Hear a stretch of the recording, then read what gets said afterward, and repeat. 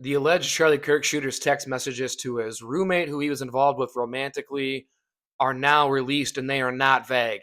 They show intent, they show planning, and they show admission. But the strangest part of this whole thing is not just what's in those text messages. At the scene, a 71-year-old man named George Zinn told police he lied about being the shooter because he wanted to create a distraction so that the real gunman could get away.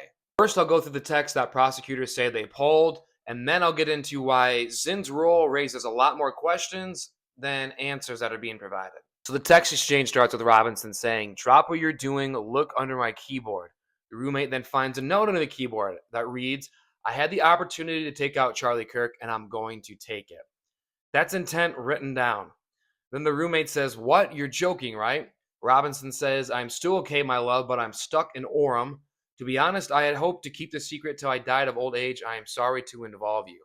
So that's him admitting he thought he could carry this out and just hide this forever. The roommate then says, "You weren't the one who did it, right?" Robinson says, "I am. I'm sorry." Right there, that's direct admission. Robinson says, "No, they grabbed some crazy old dude. I planned to grab my rifle from my drop point. Most of that side of town got locked down." So then he's describing leaving the weapon and trying to get it back. So there it is. You have written intent, you have direct admission, you have motive, description of the weapon, instructions to delete these messages that he was sending back and forth. This was sent to, again, but his roommate, by the way. He was also involved with romantically. This roommate also happens to be transgender. And now prosecutors are reading these text messages and saying that this was clearly premeditated, and that's why they're going to seek the death penalty for this.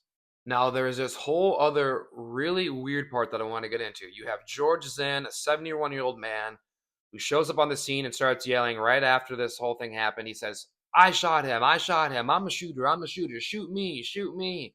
Police drag him away. That was one of the first videos I saw in the whole aftermath of this thing, where people were like, "I think they found the shooter. They had this old guy." Like, people were filming this guy getting hauled away by the cops. His pants are falling down. It was super weird.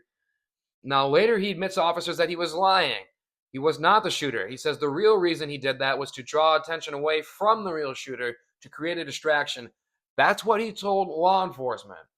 Now, on top of that, he's facing obstruction charges. He's also facing charges for some disgusting things they found on his phone. I'll just leave it at that. You can look it up. And he's not a nobody. This guy has a history of hoaxes, a history of making bizarre statements.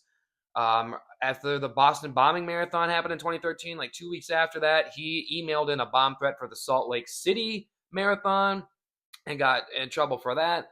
This is a man, like I said, with a track record of bizarre, destructive stunts, and now here he is at the center of all this. We've been given a lot of detail about Robinson, the text, the notes, the rifle, the DNA, but with the Zinn character, we have like next to nothing. They booked him, they noted this confession. I have not seen a single update anywhere in the media today since those charges were announced almost 24 hours ago today. Here's the thing, he could very well be some crazy old man who had the thought in the midst of this chaos to just start blurting out that he's the shooter and take credit for it. Maybe he concocted this idea that he could be some kind of martyr or something like that. It's possible that he did that in the spur of the moment, but prove that to me. It's hard for me to believe that somebody in the middle of an active shooting would just start to cosplay on the spot as the killer. And then you throw in the fact that he admitted that he did it to help the shooter escape, but he didn't know the shooter. So prove to me that there's no connection. Show me how investigators know that this was just one man acting alone and another man running his own little side delusion, that they're not connected. Because right now this part is wide open. It just leads to a lot more questions than it does provide answers. What was Zinn even doing there at the first place? Why did he make that claim at that exact moment? How did he know that the shooting was even finished when he started to step forward and start doing all this?